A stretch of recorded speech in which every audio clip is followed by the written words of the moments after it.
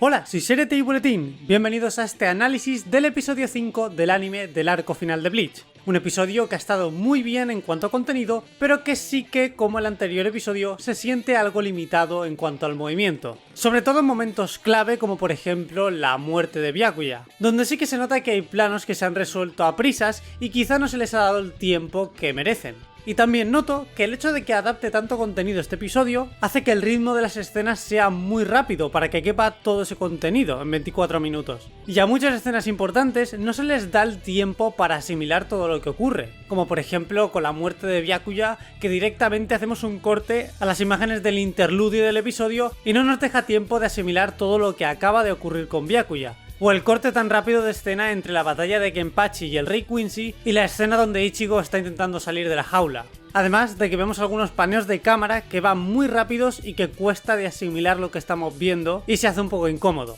Pero bueno, no todo es malo, por supuesto, pues el trabajo de efectos ha sido impecable, como siempre, especialmente en este episodio donde hemos visto muchas activaciones de Bankais y todos lucen increíble. También tenemos planos muy interesantes como este de Yamamoto, que lo comentaré más adelante, y en cuanto a la banda sonora, hemos visto que Shiro Sagisu va con todo, utilizando incluso bandas sonoras de otros animes en los que ha trabajado. En este caso tenemos una canción llamada God's Gift, que viene de la peli de Evangelion, creo que la 2.0 o 3.0, ahora no recuerdo muy bien, pero la cuestión es que esta canción queda excelente con la entrada de Yamamoto y las reacciones de todos los capitanes al ver que su comandante está en primera línea batallando con ellos. Como vemos, hay muchas cosas interesantes de las que hablar, así que sin más dilación, vamos con el análisis de este episodio 5 del anime del arco final de Bleach. ¡Vamos con el vídeo!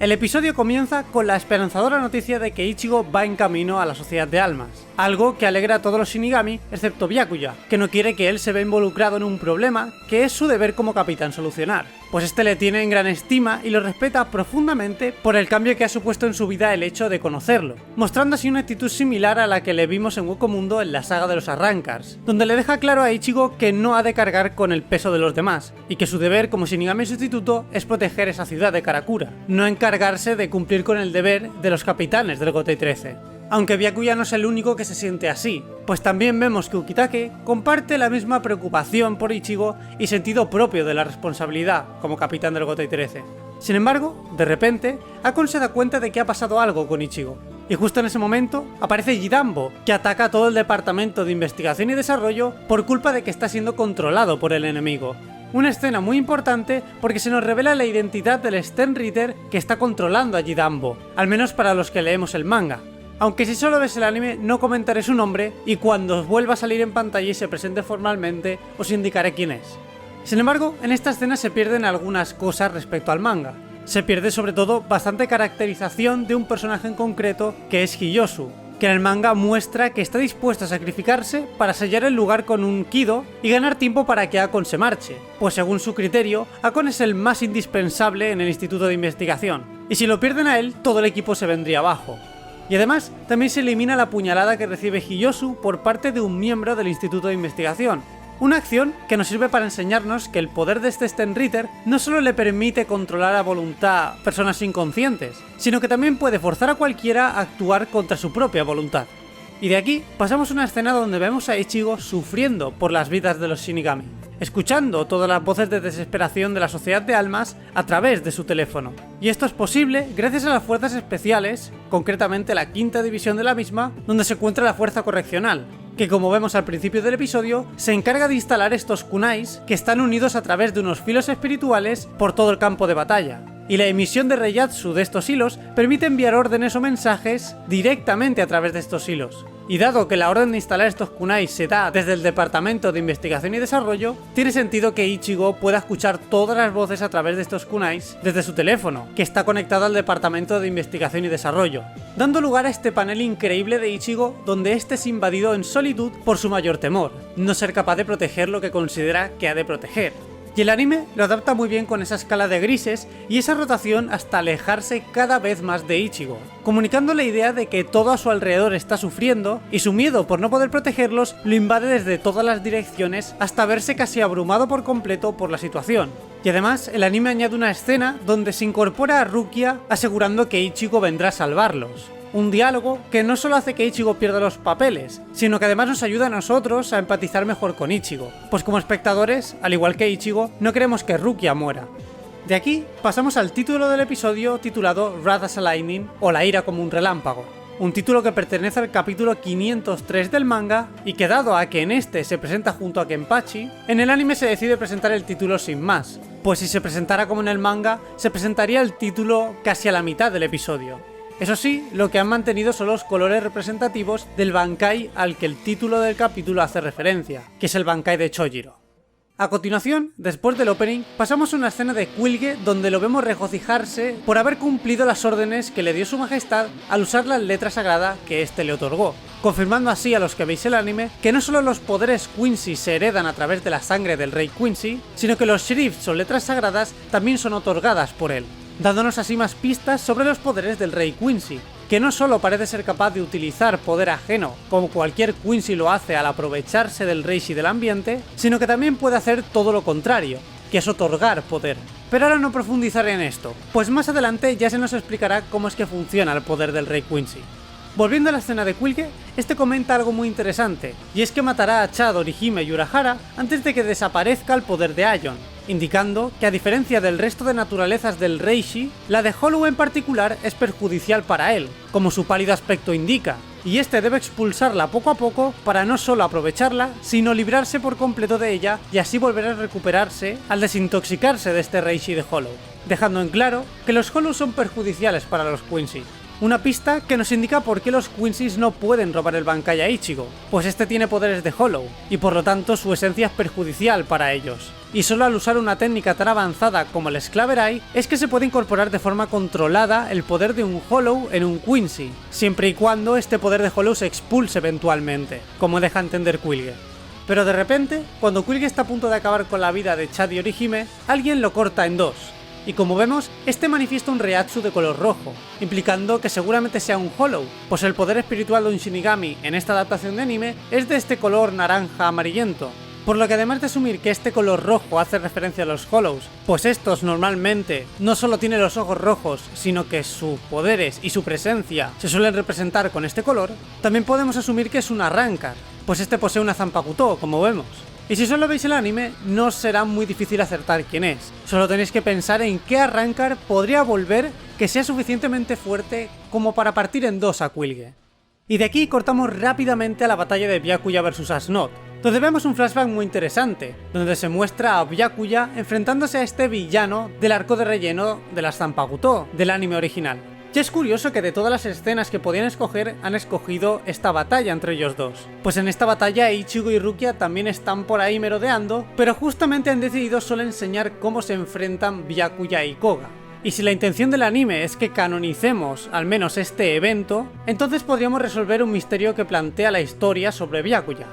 En el arco de la Sociedad de Almas, Byakuya le dice a Ichigo que él solo usa su técnica Senkei Senbon Sakura cuando quiere matar a alguien, y le dice a Ichigo que es la segunda persona en presenciar esta técnica. Por lo que si este fragmento del anime tiene la intención de canonizar la existencia de Koga, podemos asumir que todo lo que ocurre entre la familia Kuchiki, Koga y Byakuya, y el abuelo de Byakuya, es canónico hasta cierto punto, pudiendo asumir que el abuelo de Byakuya seguramente le pasó la responsabilidad como líder de la familia Kuchiki de ocuparse de Koga si es que algún día se libera de su sellado. Pues recordemos que Koga, en este arco de relleno, es un personaje que es adoptado por la familia Kuchiki por su potencial. Sin embargo, el poder de su Zanpakuto es tan grande que después de abusar de él y de que varios integrantes de la familia Kuchiki traten de echarlo de la familia, pues no quieren que haya sangre que no proceda de la propia familia Kuchiki en su clan, Koga acaba rebelándose contra la Sociedad de Almas, además de sentirse traicionado por Ginrei, el abuelo de Byakuya. Por lo que al final, Ginrei y Yamamoto no tienen más remedio que sellarlo para evitar que Koga siga haciendo matanzas por todo el Seretei.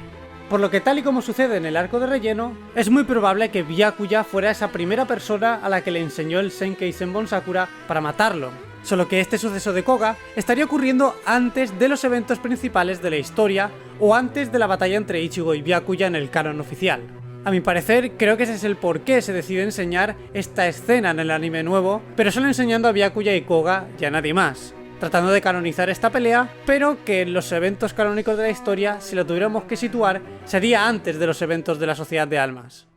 Volviendo a la batalla de Byakuya contra Asnod, vemos que Byakuya es afectado por el miedo de Asnod, un miedo que va más allá de lo racional, un miedo instintivo que no se puede dominar con la experiencia y el raciocinio. Es una emoción instintiva, que destroza el pensamiento racional al empezar a dudar de todo y empezar a temer todas tus acciones y pensamientos hasta el punto de perder la cordura. Y me gusta cómo es que este miedo se ha representado en el anime, con el uso de estos tonos rojos y lilas mezclados entre sí que comunican la sensación de mareo y confusión de Byakuya, pues el lila se suele usar para describir cosas que están fuera de nuestra comprensión, mientras que el rojo es un color agresivo que eleva la intensidad de esa confusión, permitiéndonos a nosotros, el espectador, que interpretemos ese miedo de una forma tan intensa como la que está sufriendo Byakuya. Y cuando Byakuya cae preso por completo del miedo de Asnod, vemos esta escena de Rukia donde vemos que el fondo tiene un tono rojo muy intenso, que indica el punto más álgido de la intensidad del miedo que está sintiendo Byakuya. Pues el ver a Rukia así es lo que provoca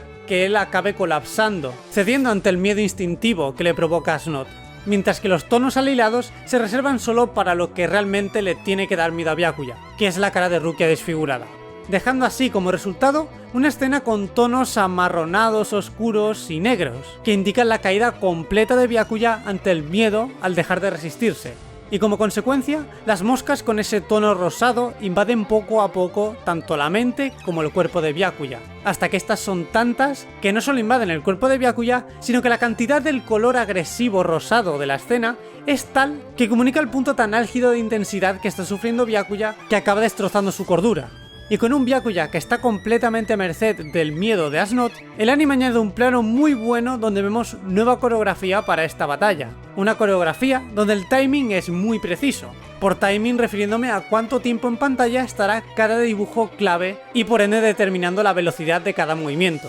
También vemos que las poses clave son claras y poco engorrosas, y permiten entender y seguir la acción a pesar de lo rápida y compleja que es. Además de que algunos intercalados entre estas poses clave incluyen smears, que son dibujos que describen la trayectoria del movimiento. Y estos también ayudan a esto que os he comentado, que es seguir la acción a pesar de lo rápido que va. Y por supuesto también encontramos un trabajo de cámara impecable, pues los planos como este se animan sin tener en cuenta la cámara, y se animan de forma estática en un lienzo muy alargado, facilitando así al animador la comprensión del acting que está animando al no tener en cuenta el movimiento de la cámara. Y luego, al componer la escena en edición, es cuando se añaden los movimientos de la cámara, que como vemos, esta sigue la dirección de los movimientos de Byakuya para ensalzar la intensidad de sus golpes. Y al final del plano, también vemos como la cámara hace énfasis en lo tarde que lanza su último golpe Byakuya, pues no solo vemos que Asnod lo evade fácilmente, sino que la cámara también lo deja atrás, enfatizando esto mismo que os comentaba,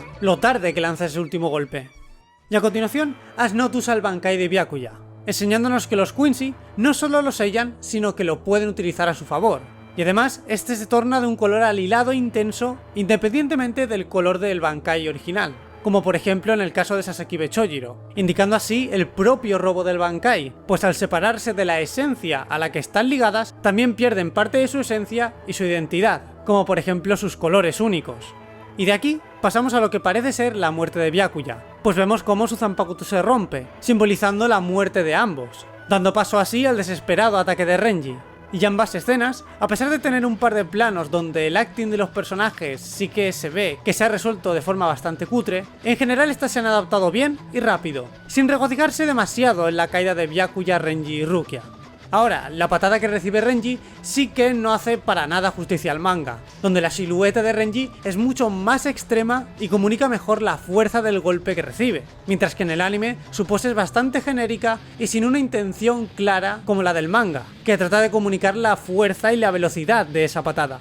Sobre esta escena me gustaría comentar también que se revela quién ha sido la que derrota a Rukia para los que hemos leído el manga. Pero para los que solo veis el anime, estaros tranquilos, porque en cuestión de más o menos 6 episodios, se nos presentará de forma formal el nombre de este personaje y su letra sagrada. Y por último, me gustaría añadir que de nuevo se han eliminado solo unos momentos de comedia entre Renji y Byakuya, donde este último se burla de la inteligencia de Renji. Un gag eliminado, por supuesto, con la intención de mantener la mayor seriedad posible. Aunque mucha de esta comedia está bien, por lo que a nivel personal sí que me gustaría ver, aunque sea alguno de estos gags, en los próximos episodios. Ahora sí, vamos a comentar las imágenes que forman parte de este interludio del episodio 5. Primero tenemos una imagen dedicada a la garganta, y lo primero que se nos dice es que tanto a las entradas y a las salidas con forma de boca, como al espacio vacío donde se sitúan las distintas dimensiones como la sociedad de almas, hueco mundo o el mundo humano, se les describe como garganta. Hablemos primero de la definición de garganta, que hace referencia al espacio vacío que hay entre las dimensiones del universo de Bleach.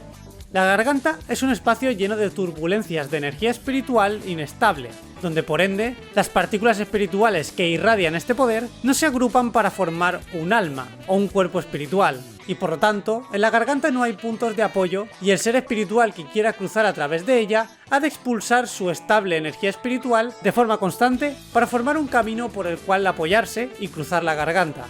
Ahora, en referencia a la definición de garganta como a las entradas y salidas que vemos crear a los Hollows al distorsionar el espacio, en la imagen se hace referencia a cómo un Shinigami puede abrir una garganta, pues como sabemos solo los Hollows saben cómo fracturar el espacio de forma natural sin necesidad de utilizar ningún otro método. Y para ello se menciona el encantamiento que Urahara usa para abrir una garganta, que dice así: en mi mano derecha, una piedra que cruza los límites entre mundos. En mi mano izquierda, una hoja que atraviesa la existencia. Pastor de ovejas negras, taburete de la soga. Se acercan nubarrones, golpeamos a la vis. De este encantamiento, junto a los elementos involucrados, podemos deducir cómo es que se abre una garganta. Primero, se sitúan dos pilares capaces de retener y compartir energía espiritual, la cual se transmite a los pilares a través de la mano derecha del Shinigami, la cual está conectada a los pilares a través de su Zanpakuto, y luego, con la mano izquierda, utilizar el poder de tu Zanpakuto para cortar o fracturar el espacio a través de ese determinado trayecto de energía espiritual, abriendo así una garganta. En el caso de Mayuri, cuando aprende a abrirlas en Hueco Mundo a través de los recursos que le proporciona el laboratorio de Sayel Aporo, utiliza el mismo método que Urahara de canalizar energía espiritual a través de dos puntos concretos determinados por dos objetos, aunque en este caso son 4, pues Mayuri quiere abrir la garganta más arriba de la posición donde están los pilares colocados, usando así dos bolas que probablemente están hechas del mismo material que los pilares, que servirán como los extremos desde donde se abrirá la garganta. Solo que en vez de utilizar una única fuente de energía, como en el caso de Urahara, aquí vemos cómo se utilizan dos fuentes de energía, él y Nemu, imagino con la intención de no gastar tanta energía espiritual en plena guerra por si acaso, dando como resultado que Mayuri seguramente se encargue de canalizar el poder de su Zanpakuto para cortar el espacio que está determinado por la energía espiritual que proporciona Nemu.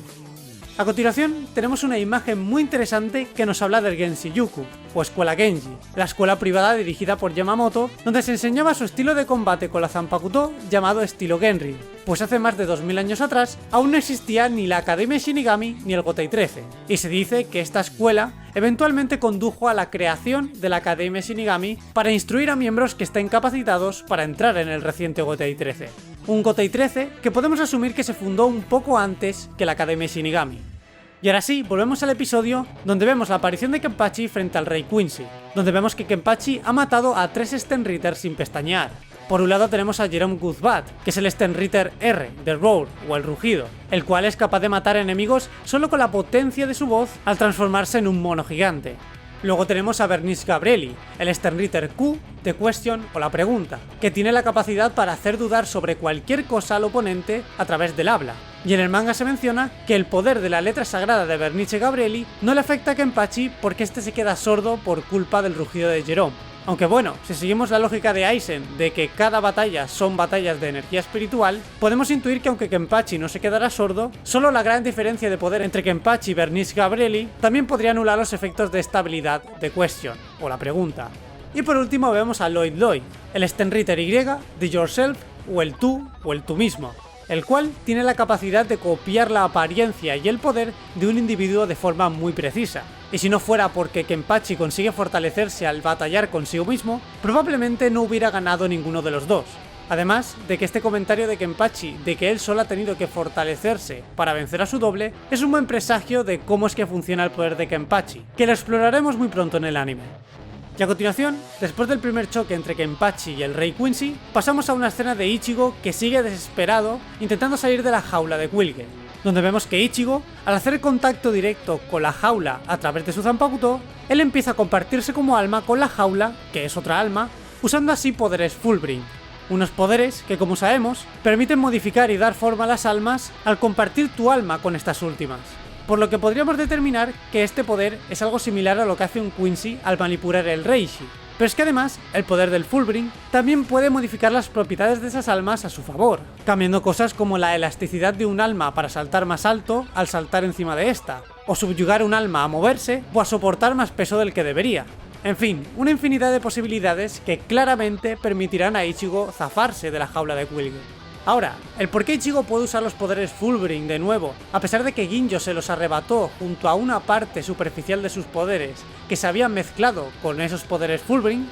es por la naturaleza de los poderes de Ichigo, su esencia como alma mixta de varias razas, la cual le permite aprender y usar poderes Fullbring por sí mismo sin la necesidad de que su alma esté fusionada con un fragmento del Rey Espiritual y el Reiatsu de un Hollow, como todos los demás Fullbringers. Sin embargo, para explayarme y matizar esta afirmación, tendría que entrar en terreno de spoilers bastante importantes, así que no me explicaré sobre esto hasta más adelante. A continuación, vemos una escena donde el equipo de investigación y desarrollo consigue librarse del ataque de un controlador Jidambo para abrir una salida de una garganta y permitir a Ichigo llegar a la Sociedad de Almas. Y como es lógico, vemos como ellos utilizan el mismo método que Mayuri usó en Hueco Mundo para abrir esta garganta, como hemos comentado antes. Y de aquí vamos a la primera parte de la escena donde Yamamoto se enfrentará a Driscoll Versi, donde vemos la primera aparición en combate de Hisaki, que se está enfrentando al responsable de la muerte de Chojiro, el Stenritter O, The Overkill o el Masacrador, llamado Driscoll Versi. Su Shrift o letra sagrada le permite fortalecerse cada vez que mata a alguien, superando así fácilmente a Hisaki después de matar a más de 2000 Shinigamis y a un teniente como él. Sin embargo, Yamamoto aparece inmediatamente para tomar su venganza, donde vemos un detalle genial antes de ir al flashback de Yamamoto y Chojiro, y es que Yamamoto se niega a presenciar el Bankai de Chojiro si es que no lo usa este último, en señal de respeto hacia su difunto teniente, por supuesto, decidiendo así recibir en sus carnes por última vez lo único que queda de Chojiro como alma a través de su Bankai robado, una acción que nos sirve como una transición natural hacia un flashback de Yamamoto y Chojiro. Un flashback donde no solo vemos el origen de la cicatriz en cruz de Yamamoto y cómo es que este cambia su nombre de Yujisai, palabra que hace referencia al nombre de cruz en japonés, que se dice Yuji, por Genryusai,